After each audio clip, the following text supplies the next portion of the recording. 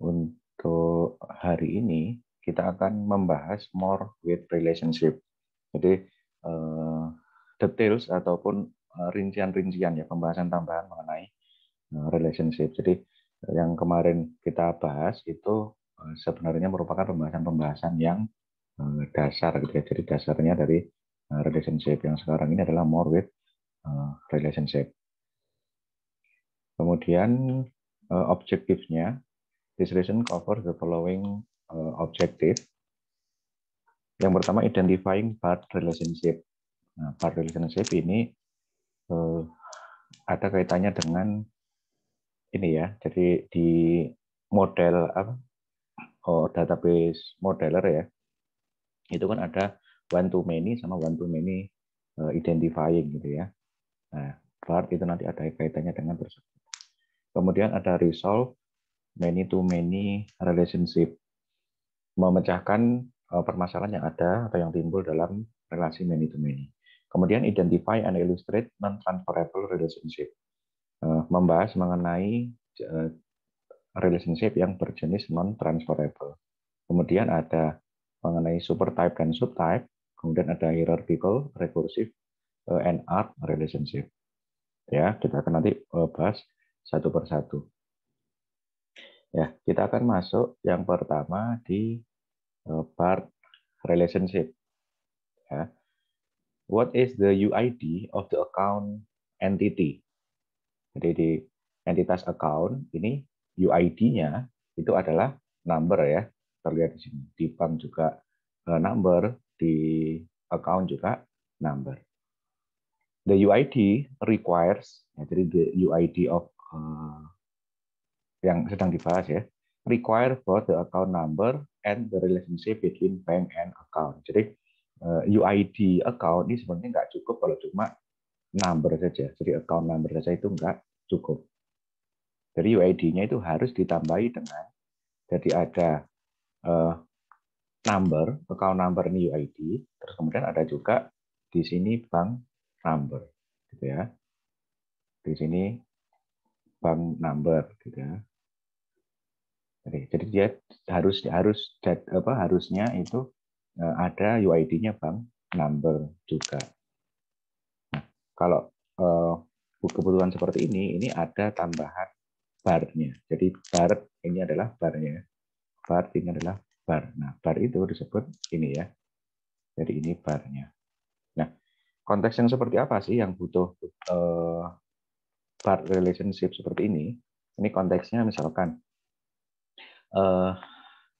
ada kalau kalian transfer ke bank lain, transfer dana ke bank lain gitu ya. Itu kan ada masukkan misalkan kode bank. Misalkan BRI itu kodenya 00 berapa. Nanti BCA gitu ya. Kodenya 00 berapa. Nah, dan seterusnya. Sedangkan nomor rekeningnya itu misalkan 00 sekian sekian sekian gitu ya. Terus nanti ada nomor rekening. Kalau orang mau transfer, ya, orang mau transfer dari satu bank, misalkan dari BRI ke BRI gitu ya, itu kan harus ada kode banknya BRI, misalkan 002 gitu lah ya. Itu kan harus ada kode banknya 002. Terus misalkan di sini gini gitu ya, 002 terus 001234 5 kan gitu ya. Jadi dia nggak cukup hanya UID-nya itu cuma 001234 5 saja. Jadi si account number ini nggak cukup hanya ini saja. Tapi dia perlu kode banknya ketika dia beroperasi itu di banyak bank gitu ya. Karena apa? Karena bisa jadi 001234 5 itu di bank yang lain. Misalkan di BCA itu juga ada juga nomor ID atau account number yang 001234. Oleh karena itu butuh primary key ya dari bank number itu jadi primary key-nya si account. Sehingga account-nya itu nanti primary key-nya kombinasi dua ini jadi panjang seperti ini. Gitu ya. Jadi yang 002 ini kode banknya atau bank number-nya, yang 001234 5 ini adalah si account number-nya ya. The UID for the account entity is made up of account number as well as bank number. Ya, this is represented by the bar on the relationship line. Jadi kalau mau menerapkan konsep seperti ini, itu dibuatkan bar ini ya. Jadi kalau menginginkan primary key-nya si account itu selain dari yang primary key-nya sendiri, number juga primary key-nya entitas yang lain itu dibuatkan bar. Ya, dibuatkan bar.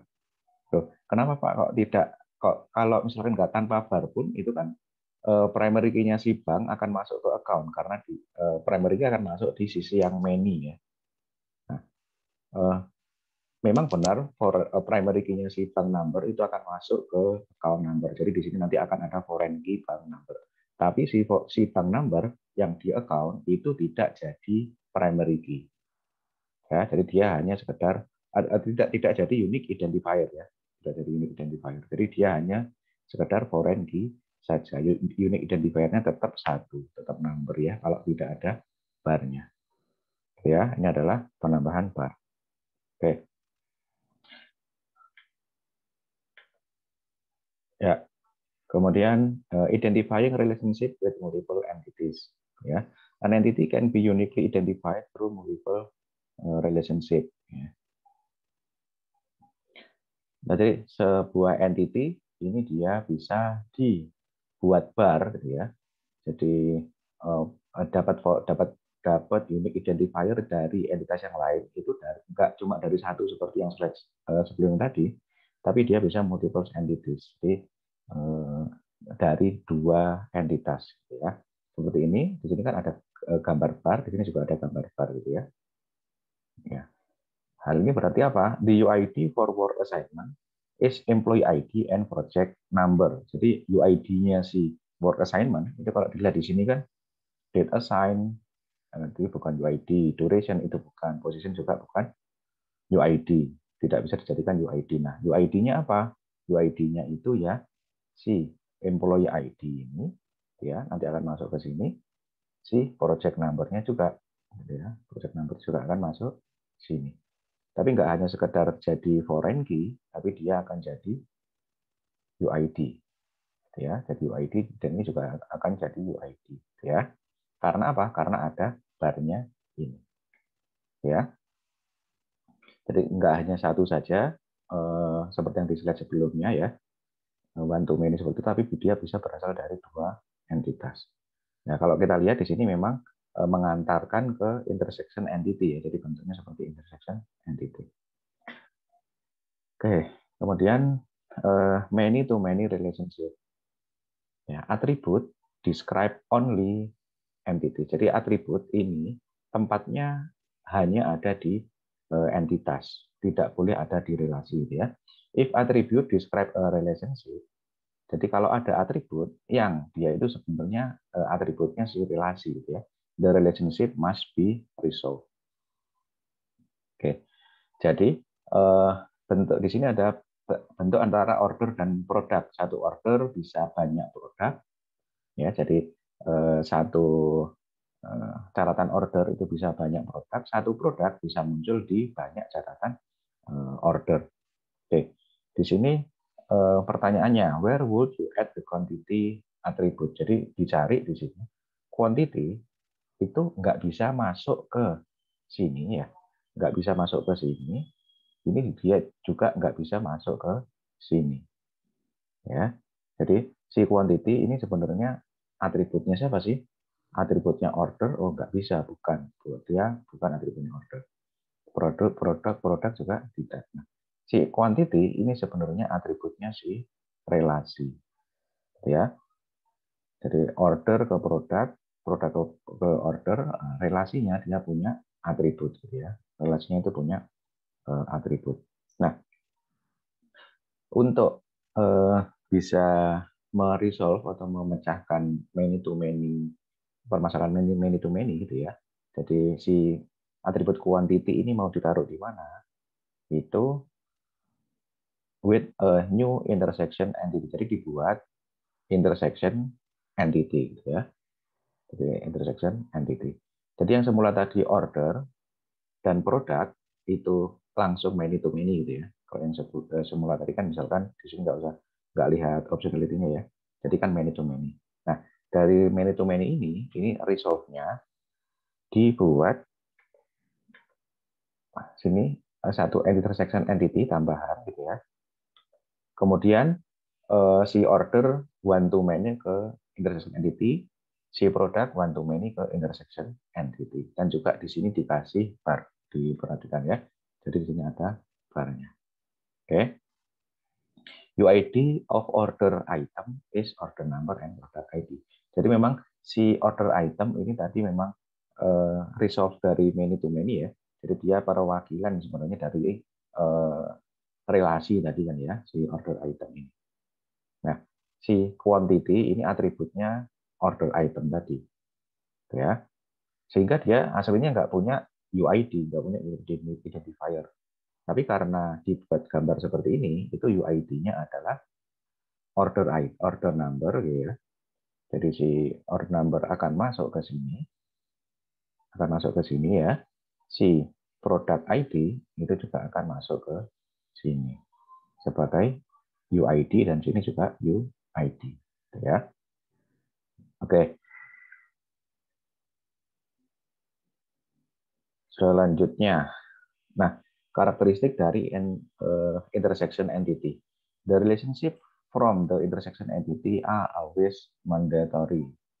Jadi kalau relasinya dari intersection entity itu harus mandatory. Artinya kalau mandatory adalah garisnya lurus ya. Jadi garisnya lurus. Oke. Intersection entities usually contain consumables like quantity used and date. Jadi intersection entity ini biasanya ada atribut tambahan yang perlu ditambahkan gitu ya. Itu yang consumable ya, seperti jumlah yang dipakai dan juga tanggal pada waktu dia bertransaksi kan gitu ya. Kemudian they tend to be high volume, jadi dia bisa jumlahnya banyak gitu ya, dan juga bertipe volatil. Jadi dia yang berubah-rubah gitu ya.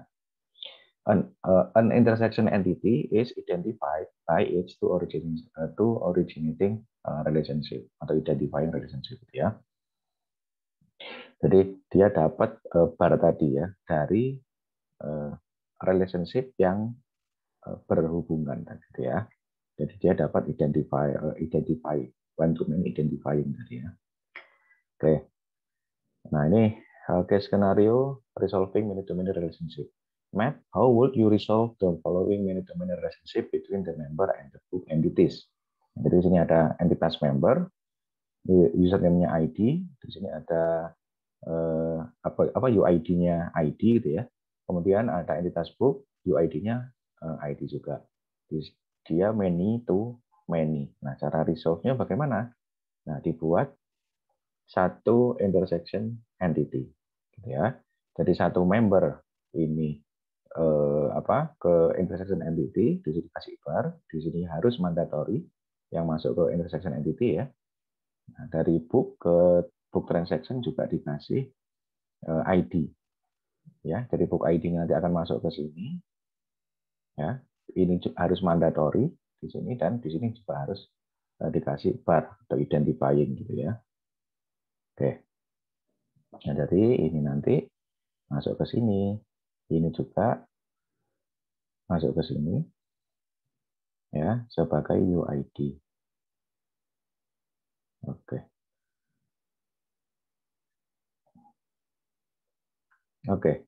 Ini contoh yang kedua. The employee and job entities do not store the history of an employee's job. Jadi dia nggak bisa nyimpan atribut atau nggak data history dari pekerjaannya si karyawan. Jadi kalau dilihat di sini employee, hubungan antara employee dan job itu kan hanya bisa menyimpan sekarang jobnya apa gitu ya. Jadi employee misalkan 01 dan seterusnya, ini jobnya sekarang apa gitu ya. Karena job ini nggak bisa nyimpan history. Yang tercatat di sini itu ya job yang sekarang. Nah, terus kalau history bagaimana? Kalau history itu Di sini hubungannya many to many ya, satu employee bisa banyak job, artinya job sekarang, job kemarin, job sebelumnya gitu ya. Satu job bisa diambil oleh banyak employee. Jadi yang job 001 misalkan ada beberapa employee yang jobnya 001 gitu ya. Nah, job sekarang, job kemarin, job yang lalu ya, yang many itu dia nggak bisa dimodelkan di bentuk yang seperti ini. Artinya apa? Akhirnya apa? Ya harus dibuat intersection entity. Dia yang bisa mencatat, merangkum job history ya, job history. Dilihat lagi di sini intersection entity ya. Di sini ada bar, berarti nanti UID-nya employee akan masuk ke sini ya. Jadi di sini juga ada bar, UID-nya si job juga akan masuk ke sini. Di sininya harus yang masuk ke intersection entity harus mandatory, yang masuk entity harus juga mandatory gitu ya. Sehingga job history ini bisa ditulis di start date dan end date ya. Jadi start date-nya kapan, end date-nya kapan. Dan keduanya ini opsional ya, keduanya ini sifatnya opsional. Nanti selengkapnya kita lihat ke modeling change atau historical data ya, di selanjutnya insya Allah ada. Oke. Jadi di sini job history sebagai intersection entity ya, itu dibuat seperti ini. Oke, itu untuk beberapa model ya yang many to many ya. Jadi di tengah-tengah harus ada intersection entity. Jadi setiap ada many to many di tengah-tengah itu cenderung akan dibuatkan entitas baru, intersection entity namanya gitu ya. Oke. Kemudian pembahasan selanjutnya ada non transferable relationship ya. Transferability is the ability of the relationship between two instances of an entity to change over time. Jadi transferability itu kalau sudah sekali ditentukan, dia bisa dirubah, dipindah atau tidak. Ya, itu transferability. A non-transferable relationship cannot be moved between instances of the entities it connect. Kalau non-transferable, dia nggak bisa dipindah, diganti, dirubah. Kalau non-transferable relationship is represented by a diamond on the relationship. Jadi ini adalah non-transferability gitu ya. Transferable gitu ya.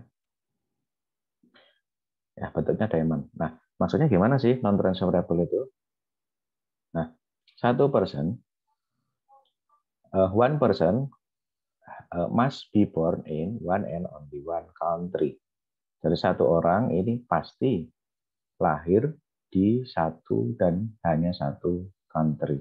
Jadi must be born itu kan berarti paling tidak satu gitu ya. Paling tidak pasti dia ada tempat negara dia lahirnya di mana gitu ya. Oke.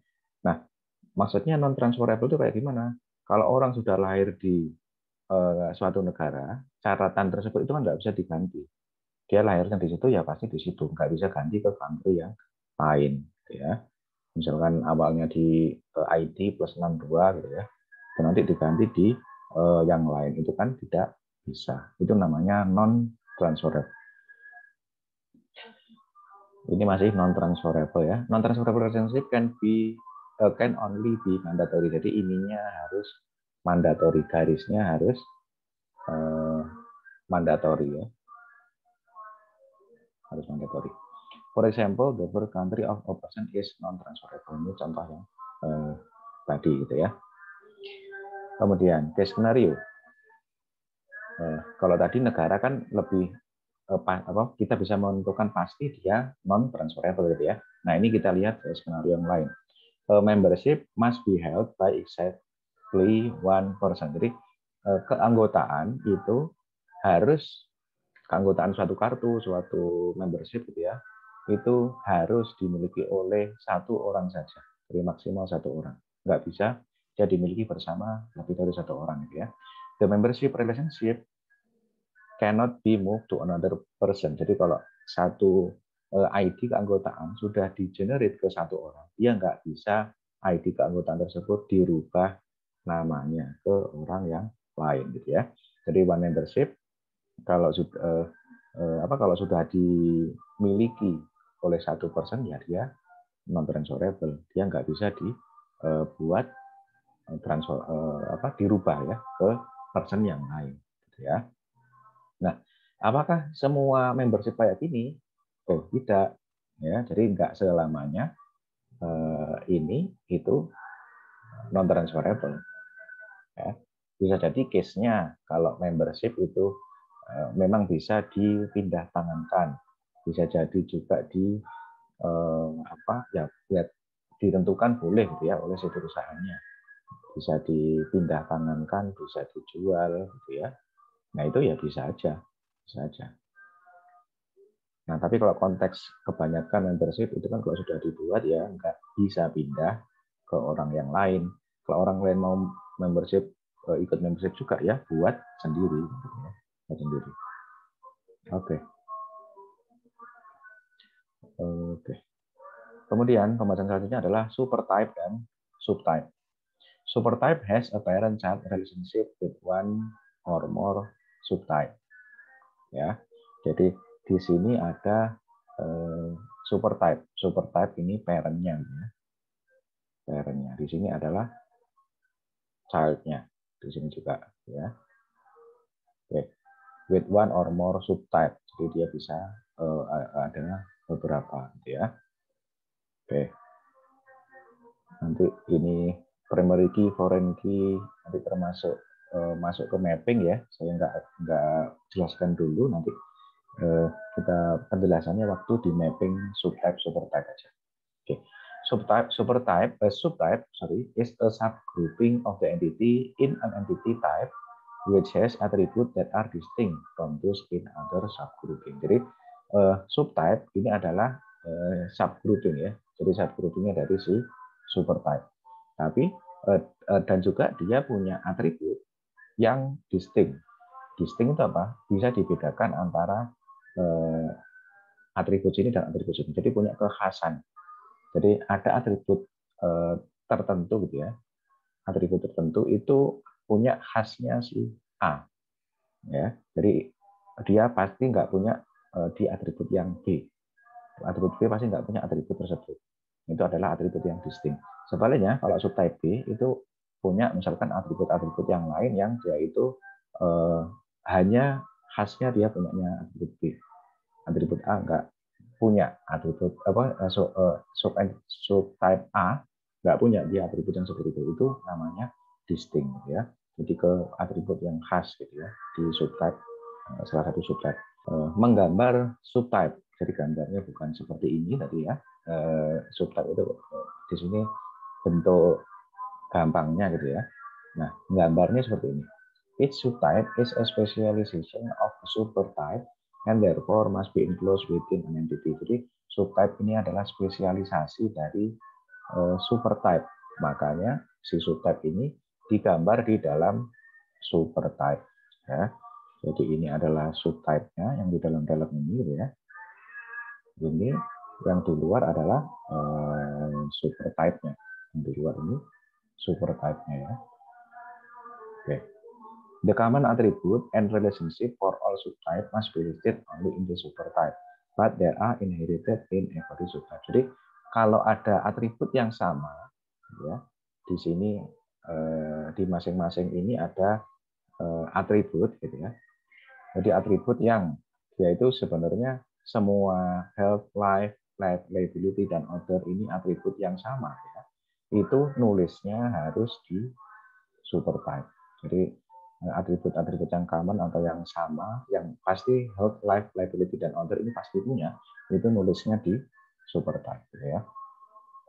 Tapi kalau sudah ditulis di supertype-nya atribut seperti itu di sini juga dianggap dia pasti punya atribut itu ya.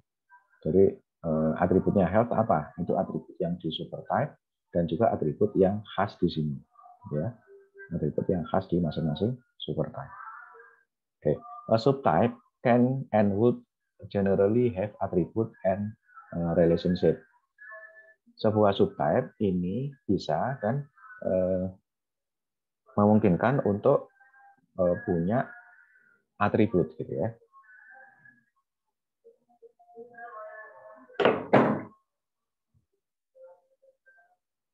Oke. Ya, jadi subtype ini memungkinkan ada atribut dan relationship. Jadi selain ini kelihatan ada atribut gitu ya. Ini kan ada atributnya. Atribut. Jadi value cap, deductible ini atributnya si subtype. Ya. Dia juga bisa punya relationship. Jadi misalkan relationship-nya nanti ya antara health dan entitas yang lain itu bisa. Ya. Beda nanti dengan antara entitas insurance dan entitas yang lain itu beda ya. Jadi yang di sini yang punya relasi itu health saja, yang di ini yang insurance ya, itu nanti beda. Ya, there can never be just one subtype. Jadi another subtype should be created to contain the rest. Jadi nggak boleh ada atau nggak boleh ketika Anda membuat subtype itu hanya satu saja. Jadi misalkan ada insurance, itu atributnya insurance to ID, terus kemudian subtype-nya health saja. Itu tidak boleh. Ya. Harus ada, paling tidak kalian tulis other. Ya. Jadi subtype-nya ada health, ada other. Jadi harus ada, nggak boleh hanya satu subtype saja. Oke. Characteristic of subtype. Subtype inherit all attribute, inherit relationship. Ya, jadi menurunkan seluruh atau mendapatkan seluruh atribut dan relationship dari supertype. Jadi kalau di supertype ada atribut ID, itu yang di health juga dianggap punya atribut ID. Type juga, liability juga, other juga. Ya. Relationship juga kalau si entitas insurance itu punya relasi ke satu entitas lain, berarti seluruh subtype itu juga dianggap punya entitas ke entitas tersebut. Yang punya relasi ke entitas yang lain ya. Jadi satu insurance supertype punya relasi ke entitas yang lain, ya. Berarti semuanya health, life, liability dan other itu dianggap punya relasi ke entitas yang lain. Usually has its own attribute or relationship. Dia bisa atau boleh punya atribut sendiri dan relationship sendiri. Is drawn within the supertype, digambar di dalam supertype.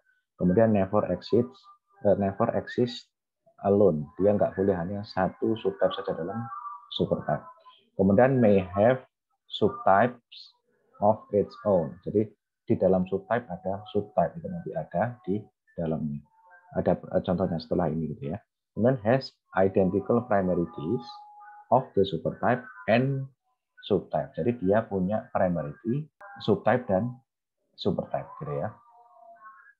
Oke. Selanjutnya ada ini adalah contoh. Nah, silakan dibaca dulu. Jadi di sini kita lihat ini adalah example atau contohnya ya, contoh kasusnya. Sharon wants to include type of room categories to be reserved for the guest. For example, ada room standard, ada room club, ada room suite. Ya. She already has entity named room that hot room details. This would be a supertype entity. Jadi ini adalah supertype ya, supertype. The specific room category would inherit the properties of the supertype entities in addition to their own specific attributes. The specific room category would be the subtype entity. Jadi yang tiga ini adalah subtype-nya ya, 1, 2, 3. Oke. Jadi atributnya yang si room itu nanti akan masuk ke standar. Maksudnya standar juga akan punya atribut yang dimiliki oleh room, club juga seperti itu, suite juga seperti itu ya. Oke. Kemudian generalization and specialization. Generalization is a bottom-up approach where two or more lower-level entities are combined to form a higher-level entity based on the common feature. Jadi kalau generalisasi ini adalah menggabung ya dua entitas kecil-kecil yang sebenarnya bisa dibuat satu entitas ya, atau entitas yang lebih besar yaitu vehicle ya. Jadi dia mengcombine gitu ya, di dikombinasikan atau digabung. Ini generalisasi. Kemudian ada juga spesialisasi, ya. Is a top-down approach where the higher level entity is broken down into lower level entities. Jadi entitas yang lebih besar itu dipecah menjadi dua entitas, gitu ya. Oke. Kemudian subtype rules atau aturan-aturan yang ada dalam entitas dalam subtype tadi ya kita pelajari. Ada dua buah aturan ya. Aturan yang pertama adalah exhaustive. Every instance of a supertype is also an instance of one of the supertype. Jadi misalkan di sini ada supertype, di dalamnya ada subtype ya, ada subtype. Jadi kalau ada data yang masuk, ya, ada instance masuk ke sini, ya, ini pasti dia akan jadi anggotanya ini atau ini, gitu ya. Pasti dia salah satunya, mau ini atau mau ini, gitu ya. Other should be included as a subtype to categorize instance that are not defined by one of the existing supertype. Jadi harus ada subtype other, gitu ya. Harus ada other-nya. Oke. Supaya apa? Ya, supaya menjamin setiap instance yang masuk atau record yang masuk itu dia bisa masuk ke sini atau ke other, gitu ya. Jadi setiap instance harus tergolong ke salah satu ini. Kemudian example, an employee must be full time, part time, or other, gitu ya. Oke.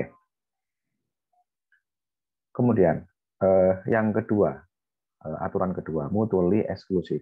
Every instance of the supertype is of one and only one subtype. Oke, saya gambarkan dulu sebentar.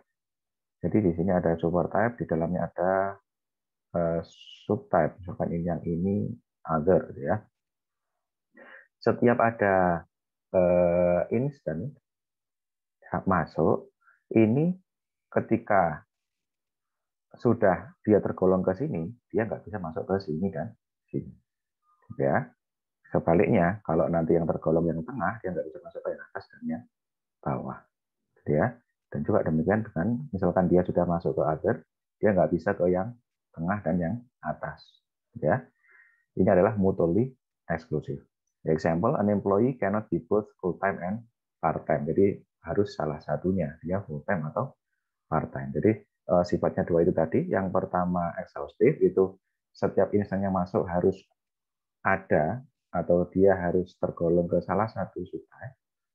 Yang mutually exclusive, sifat kedua, kalau sudah tergolong ke satu, itu dia nggak bisa tergolong ke yang lain, gitu ya.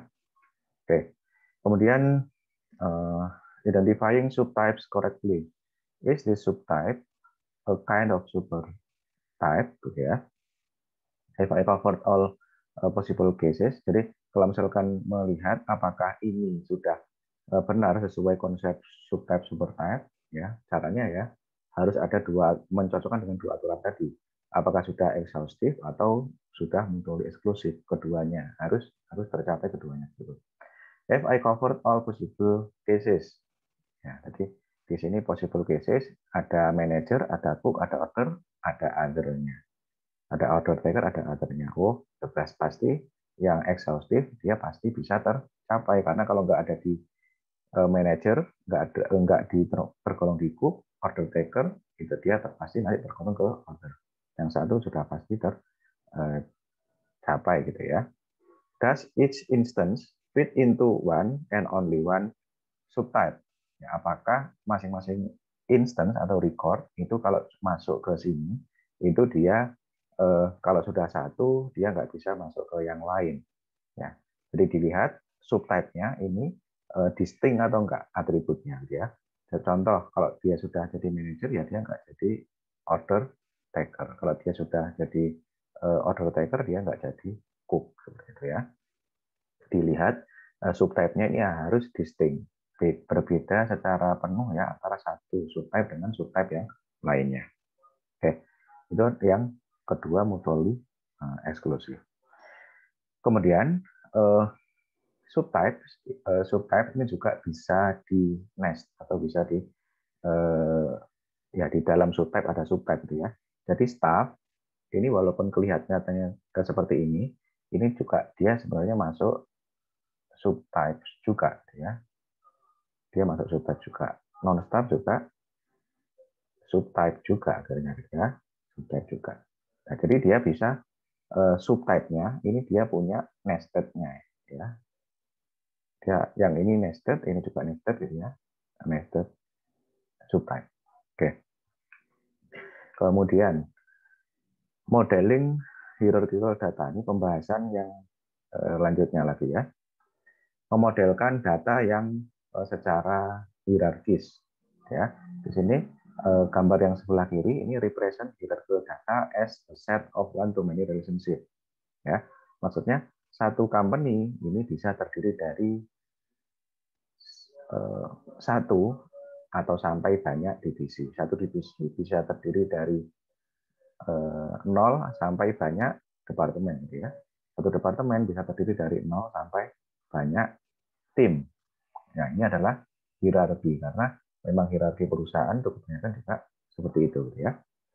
Ya, the UID for a set of hierarchical entities can be propagated through multiple part relationship. Jadi kalau membuat data hierarki seperti ini itu cara gambarnya ya itu dibuat seperti ini. Jadi dibuat apa ini namanya artificial identifier ya. Jadi company ID, division ID, department ID dan tim ID. Terus di sini dibuat bar. Ada bar yang turun. Kenapa kok dibuat perlu seperti ini? Karena nanti supaya primary key-nya division ID itu selain juga division ID ini, itu juga masuk company ID. Gitu ya. Primary key-nya si departemen ID itu selain departemen ID itu juga div ID. Gitu ya.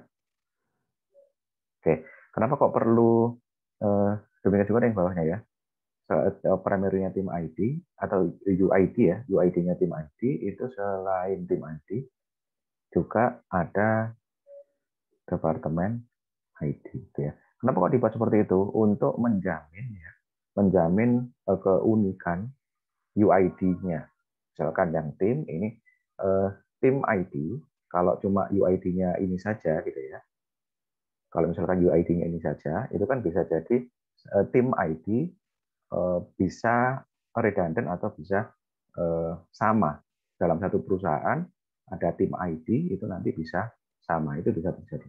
Kalau ditambahkan dengan dua ya ada tim ID departemen ID ini akan lebih menjamin uniqueness atau keunikan si UID tadi ya. Jadi UID-nya apa? Nah, ada tim ID dan departemen ID gitu ya. Ini nanti akan menjamin bahwa satu record ini bisa unik. Demikian juga pembahasan hal tersebut juga berlaku untuk yang atasnya, ya. Yang departemen ID dan div ID itu akan lebih menjamin ya daripada dia cuma departemen ID saja. Oke. Kemudian recursive relationship. A recursive relationship is one where an entity instance is related to another instance in the same entity. Jadi ada relasi yang rekursif, dia relasi yang hubungannya itu dengan dirinya sendiri. Jadi contoh di sini ada entitas employee, dia punya relasi rekursif ya. Jadi ini namanya recursive relationship. Oke. Di sini ada garis titik ya garis titik putus-putus ya. Kemudian di sini di salah satu sisinya ada main. Oke. Cara bacanya each employee may be the manager of one or more employee. Jadi sama cara bacanya sebenarnya ya. Jadi satu employee may be karena di sini may, di sini garisnya putus ya. The manager of one or more employee. Di sini one or more. Gitu ya. Jadi kan artinya seorang employee ini bisa menjadi manajer dari satu orang ya, atau lebih orang. Tapi dia may berarti dia bisa tidak memanajeri siapa-siapa gitu ya. Oke. Kemudian each employee may be managed by one and only one employee. Ini dari arah sebaliknya ya, dari arah sebaliknya. Ya, each employee satu atau masing-masing employee ini bisa menjadi manajer dari ya satu orang dan hanya satu orang employee. Artinya kalau seorang manajer seorang employee itu harus punya maksimal satu manajer. Jadi bacanya sebaliknya di sini ya. Seorang employee ini harus atau bisa jadi di manage by maksimal satu orang, gitu ya. Maksimal satu orang employee. Jadi manajernya dia hanya satu, dia nggak boleh manajernya dua, gitu ya. Oke. Oke, ini recursive relationship. A recursive relationship is always modeled with a loop. Jadi bentuknya memang dibuat loop seperti ini, gitu ya. Kemudian, nah ini melihat, nah ada relationship tapi kok sangat dimodelkan sangat kompleks. Di sini dimaksudkan ada suatu part spare part suatu alat gitu ya. Ada spare part suatu alat elektronik. Nah, satu spare part ini bisa menjadi berkaitan dengan spare part yang lain. Ya. Jadi contoh ada sub assembly ini berkaitan dengan item-item di tabel sub assembly itu sendiri gitu ya. Demikian juga dengan entitas-entitas yang lain. Nah, untuk memodelkan hal yang seperti ini, ya, nah ini sebenarnya bisa dibuat yang seperti ini, gitu ya. Another way to model a bill of material recursive relationship yang di slide sebelumnya ya, is to create a generic component entity. Ya, jadi sebenarnya yang dibahas di sebelumnya ini kan juga semuanya tentang komponen ya, semuanya kan tentang komponen. Tapi yang perlu dicatat itu adalah hubungan satu komponen, hubungan antara satu record komponen dengan record komponen yang lainnya. Itu bagaimana? Oleh karena itu dibuat model generalisasi atau bottom up tadi gitu ya. Itu dibuat tarik yang bagian atasnya dari subkomponen tadi apa sih? Yaitu adalah komponen. Jadi tinggal dicatat komponen ID ya. Jadi primary key-nya ID, komponen ID ini bisa terdiri dari atau menjadi bagian dari komponen yang lain, dan juga satu komponen ini bisa terdiri dari komponen yang lain, ya. Tapi di sini ini bukan one to many lagi, tapi di sini adalah many to many, karena satu komponen bisa menjadi banyak bagian dari komponen yang lain, gitu ya, atau satu komponen bisa tersusun dari banyak komponen yang lain, gitu ya. Nah, ini adalah bentuk gampangnya gitu ya. Solusi untuk merubah ya format gambar yang seperti ini ya, itu dibuat yang lebih generik apa gitu ya. Lebih generik dari entitas-entitas ini apa gitu ya. Jadi di sini komponen. Kemudian kalau dilihat di sini, ini kan memang many to many karena memang nggak bisa kalau ini buat one to many seperti employee dan manager tadi. Karena memang konteksnya itu harusnya seperti ini memang. Satu komponen bisa banyak terdiri dari banyak komponen yang lain atau satu komponen terdiri dari banyak ya. Jadi menjadi bagian dari banyak komponen atau terdiri dari banyak. Memang nggak bisa dirubah. Memang seperti itu. Nah, karena di sini many to many itu harus ada tetap solusi dari many to many tadi gitu ya. Karena kalau setiap ada relasi many to many itu pasti di tengahnya harus ada solusi kan gitu ya. Nah, solusinya nah ini resolving a many to many recursive relationship, resolve the many to many recursive relationship with an intersection entity. Jadi cara meresolve-nya gitu ya, itu dibuat intersection entity seperti ini gitu ya. Jadi ada yang tadi many to many dipecah gitu ya, dipecah yang seperti ini, dipecah jadi ditambah intersection entity, dan dari entitas asalnya tadi direlasikan one to many identifying seperti ini ya, one to many identifying. Dan di dalam assembly rule seperti yang biasanya ada di intersection entity ya, di sini ada atribut quantity atau jumlahnya. Ya. Terus kemudian ada juga pembahasan mengenai arc. An arc is an exclusive relationship group, ya,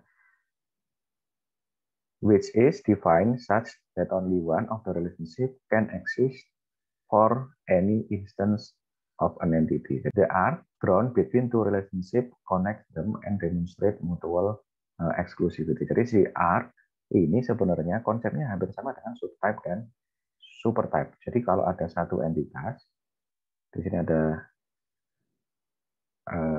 entitas itu ya, itu kalau misalkan dia masuk ke satu, dia merupakan tergolong ke satu entitas, ya, itu dia nggak bisa tergolong ke entitas yang lain. Ini adalah arc. Nah, itu simbolnya yang seperti ini gitu ya. Dia mutual exclusivity. The relationship implies an or condition. Ya. Jadi kalau sudah masuk ke sini, dia nggak bisa masuk ke sini. Begitu juga sebaliknya. The arc indicates that any instance of the entity can have only one valid relationship of the relationship in the arc at any one time. Jadi suatu kondisi atau di suatu kasus gitu ya, misalkan satu entitas A ini sudah berrelasi dengan B, ini berarti dia sudah pasti tidak berrelasi dengan C. Demikian juga dengan kalau A sudah berrelasi dengan C, pasti dia sudah tidak berrelasi dengan B, gitu ya. Oke, kemudian, nah ini masih karakteristiknya arc lagi. The relationship in an arc frequently have the same relationship name. Ya, jadi di arc itu digambar dua buah arc yang sini dan sini, ya ini persis ya, sama persis.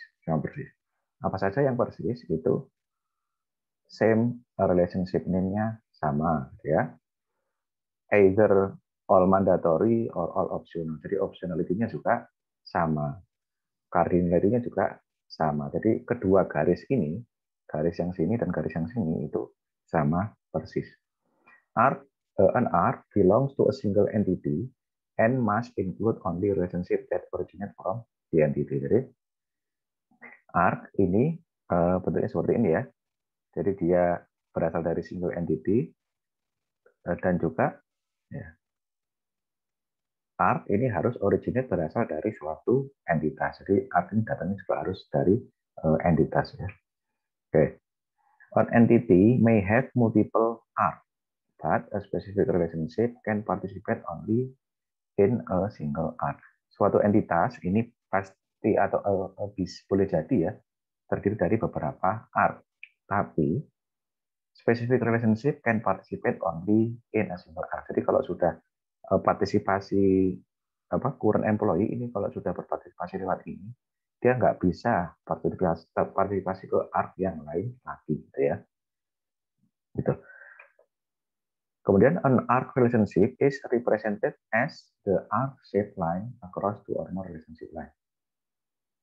Ini simbolnya kan ya, direpresentasikan sebagai arc-shaped line ya, bentuk busur ya, bentuk busur yang across melintasi two or more relationship line. Oke, jadi bentuknya kan seperti ini. Bentuknya seperti busur yang dia melintasi beberapa arc relationship gitu ya. Kemudian relationship included in the arc have a circle on the relationship arc line. Jadi kalau yang terlewati oleh arc itu ada ditambahkan circle-nya ya, ditambahkan circle-nya. Oke. Ini menggambar arc. Kemudian a supertype entity and its subtype can be modeled as an arc relationship. Jadi konsep subtype dan supertype ini sebenarnya bisa juga digambarkan di arc atau digambarkan dengan arc seperti ini, gitu ya. Example, an employee entity is either a current employee or an ex-employee. Jadi seorang employee itu pasti current employee atau ex mantan employee gitu ya. Tapi tidak keduanya, but not both. This could also be modeled as supertype or subtype. Jadi bisa saja dimodelkan dengan satu buah employee gitu ya. Terus kemudian dalamnya ada current employee, ada ex employee, nanti bawahnya ada other. Gitu ya. Sebenarnya bisa saja digambarkan seperti ini. Oke. Ini adalah ARC relationship. Oke. This scenario, Matt, can you create an entity that can have an ARC relationship? Okay, I can create a common entity called membership that would hold membership details common to all membership categories. Jadi si Matt memberikan contoh membership gitu ya. Membership dia yang dia bisa mencakup ataupun dia punya relasi ARC ya. Si membership ini dia mencakup all membership detail ya. Call common to all membership categories. Ya. Jadi konsepnya sama dengan subtype kan, supertype tadi. Nah, satu membership ini bisa held by one and only one faculty gitu ya, atau one and only one student. Ya konsepnya sama tadi seperti subtype dan supertype. Oke. Ini mengenai art dan diingat gambarnya ya. Gambarnya di sini ada lingkaran di sini. Oke. Nah, sebagai summary ini di pembahasan malam hari ini kita sudah belajar mengenai part relationship. Ya, dari yang seperti ada garis gini gitu ya. Kemudian many to many relationship. Ada namanya intersection entity gitu ya. Ada intersection entity. Kemudian identify and illustrate non-transferable relationship yang ada dikasih tanda gitu ya, diamond. Kemudian identify and draw supertype and subtype. Itu ada konsep entitas dalam entitas kan gitu ya, supertype dan subtype. Kemudian identify hierarchical, recursive, and arc relationship. Jadi ada yang dua relationship, tapi yang dibuat arc. Jadi dia milih relasinya mau yang satunya atau yang kedua. Ini pembahasan di malam ini ya, atau di pertemuan kali ini. Sampai sini dulu.